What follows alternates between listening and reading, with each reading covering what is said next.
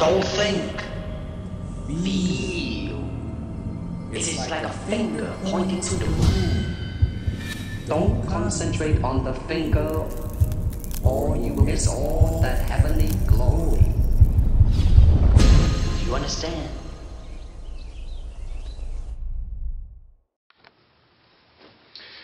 Good day, my friends. Alright, this is the video that most of you have been waiting on. This is the video where I talk about being comfy. When I'm feeling comfy, when I feel comfortable. Now, as I said before, everyone has their own definition. They're feeling comfortable, fluent, or whatever you want to call it. But for me, when I'm feeling comfy in a language, basically I'm able to engage in a conversation naturally. I don't really have to think as much. I feel very comfortable when people ask me questions and I can reply.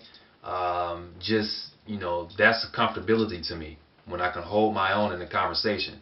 Now, when I'm not comfortable in a language is when, like for example, I'll take one of the languages I just started studying. I'll take German, okay?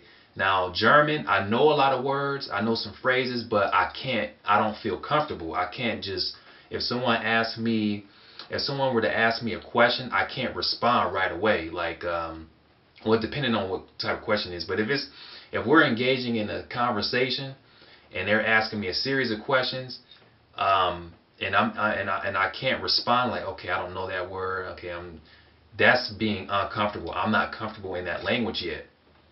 Okay, when I'm not able to explain things, I'm not comfortable. But in the language, when I'm able to express myself, explain things, when people don't understand, I can explain it. That's being comfortable. And see, languages like my stronger languages, Chinese, Japanese, and those type of languages, I feel comfortable in them. Now, I can't talk about politics or religion. I'm not on a native level or whatever, but I'm very comfortable in those languages. I can hold my own in a conversation. I am super comfortable, not just comfortable, super comfortable. So that's what I'm trying to be. I'm trying to be on a level to where I feel comfortable. I can hold my own in the language. So I have two lists of language. I have an active language list and a non-active language list. And basically, if you guys have seen that video I made on my the polyglot master schedule, I have, I think, 10 languages in my active list, and a whole bunch of others in the non-active list. Now, what's going to happen is I'm not putting a time frame on those languages that are in the active list. There's no time limit. Okay, I'm not really in a rush. I'm just learning them, just having fun with them. But there's going to come a point in time when I feel this comfortability. When I feel comfortable, when I start feeling comfortable in some of those languages, then what I'm going to do is take, let's say, for example, Irish. Okay, Irish is in my non-active list. I'll take something like German out, and I'll exchange it for Irish, because now, I feel comfortable with German. I can put it in the non-active list, and I can still listen to it, do whatever I want, but I no longer have to study to the point to where I feel comfortable. I hope that makes sense. But Irish, since I don't feel comfortable, then I can work on that and do the same thing I did with German. Okay? So what I'm doing with the active languages is pretty much spending everything, both input and output. So I spend the whole week on input, my listening, reading, and writing to those languages, and then at the end of the week I do my output. I go to chat rooms, I talk with people on Skype or whatever, as long as I'm getting output. That's what I do at the end of the week. So that's what happens with the languages that are in the input box. Okay? Now, the languages that are in the output box, basically I'm just reading, listening, and writing. That's it. No output. That's it. When I listen, let's say for example, Dutch. If today I decide to listen to Dutch, work on Dutch, I'm going to listen to it, read it, make sure I understand, and then I'm going to write it out. Okay? And after I do that, I'm gonna mark it down on my calendar and say, okay, I did Dutch one time that day. Now the thing about those non-active languages, they're not every day. But the active languages, that's every day. I have to do those languages every day. So let's say I did, again, Dutch today. I may not do it tomorrow. I may not work on it until next week. So it's kind of random with those languages in the non-active group. So that's what I'm doing. So I think it's a pretty good schedule. Like if you guys plan on learning other languages, let's say for example, I just want to focus on French and Spanish right now, okay? But in the future, I have plans on studying languages like Japanese or Korean, Chinese, or whatever. What you can do is have an active list and a non-active list. Take that active list and just use those languages to focus on every day. Okay, you want your input and output. Do those every day.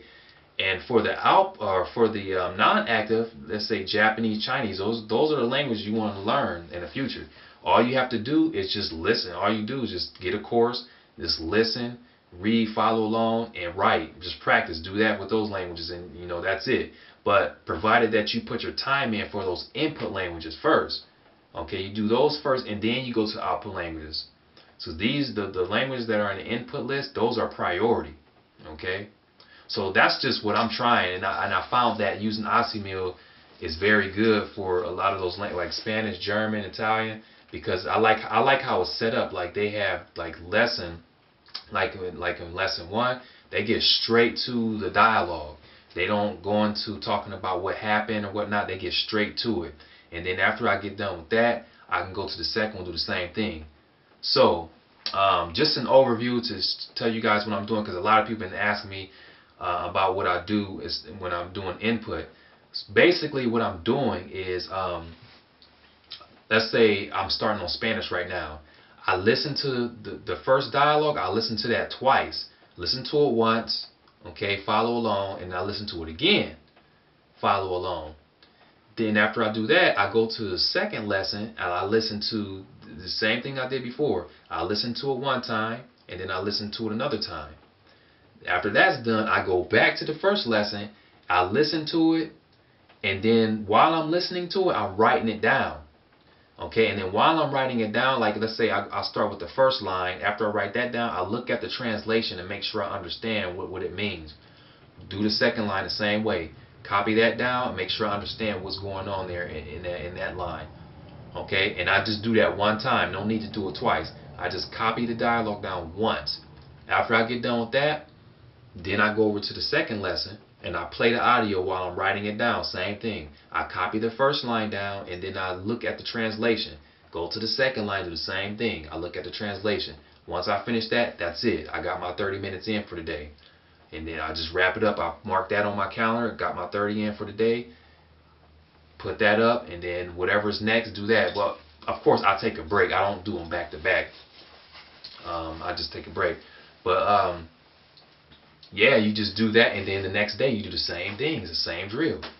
So that's what I'm doing now. That's my current master schedule, because I have a lot of resources here, and I want to be able to touch all the languages that I have here. I don't want to just have I don't want to put time limits on the language that I'm learning. I think this schedule I have now is really good, and I'm going to stick with it for a while. So, hey, I got a little greedy too. Like like when I added Russian and German, because originally I was only supposed to have 8 languages. And I said, wow, okay, I'm down to 5 hours, about 5.5 hours. I think I can go and add 2 more languages, and I added Russian and Georgian to the active list. I was just getting greedy, but I can't help it. But anyway, that's it for this video. That's basically what's going on for this master schedule. I'm going to continue using this schedule for a while.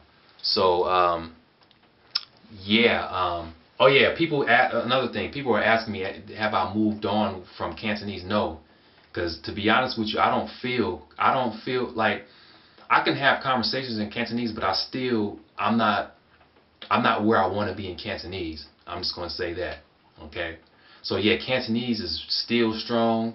I'm still doing that every day, and I meet with my buddy Benson. We do Hindi together, and that's a lot of practice already. That's 4 hours a week of Cantonese.